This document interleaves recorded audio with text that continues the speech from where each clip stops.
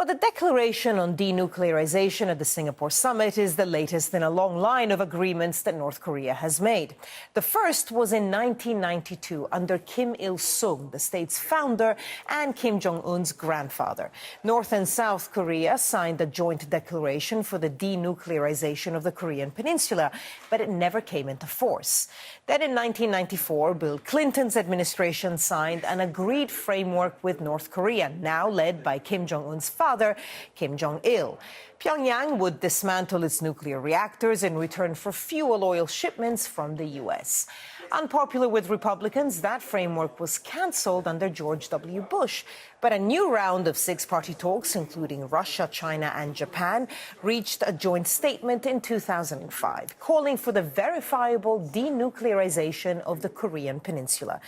Then, in 2012, the new North Korean leader, Kim Jong-un, oversaw a deal with the Obama administration. Under the leap year agreement, Pyongyang was to suspend uranium enrichment and missile tests in return for food aid.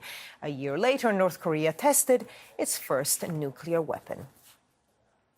Well, Bruce Klingner is a former CIA Deputy Division Chief for Korea. He's now a senior research fellow specializing in Northeast Asia at the Heritage Foundation, a public policy organization that's based in Washington. Sir, thank you so much for joining us here on Al Jazeera. We've just read through some of the previous deals between North Korea and either South Korea and the U.S. What do you think of this one, the one between Kim Jong-un and Donald Trump, compared to previous ones? Better or worse? Worse. I found it quite disappointing. Each of the four main pillars that were in the summit, Singapore summit declaration, had been included in previous agreements or previous communiques. And in the previous versions, many of them were stronger or more encompassing.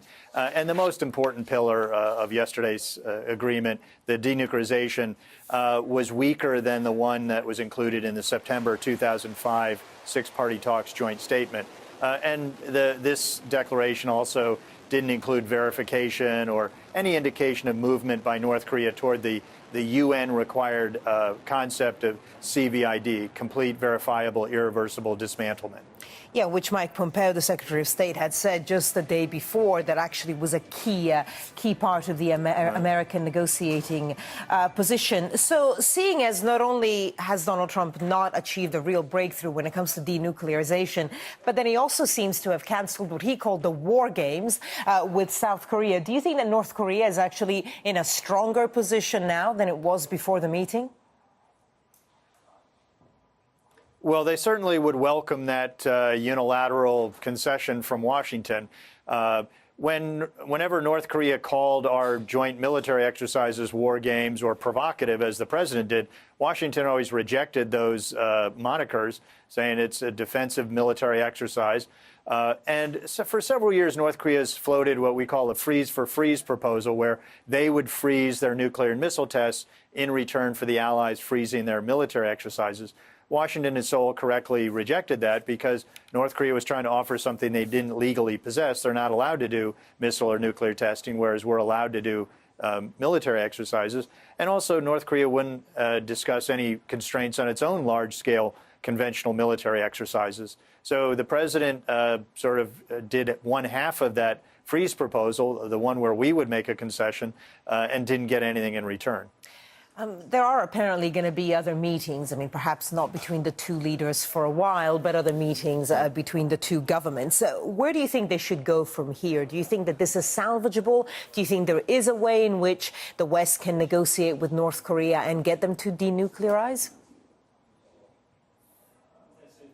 Well, many of us who have worked in North Korea for a long period of time are pretty skeptical that the next agreement will be any better than any of the others, or at least fare any better, because the common denominator was North Korea always cheated or didn't fulfill its obligations.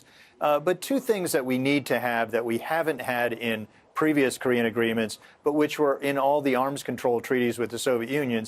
The first is very carefully crafted, very detailed, very lengthy text where everyone knows clearly what they're supposed to do. And the second aspect is sufficient verification. So we didn't like the Soviets, we didn't trust the Soviets, but we were able to move ahead with treaties because we had sufficient verification. Bruce Klingner, Senior Research Fellow at Northeast Asia for the Heritage Foundation. Sir, thank you so much for sharing your expertise with us. Thank you.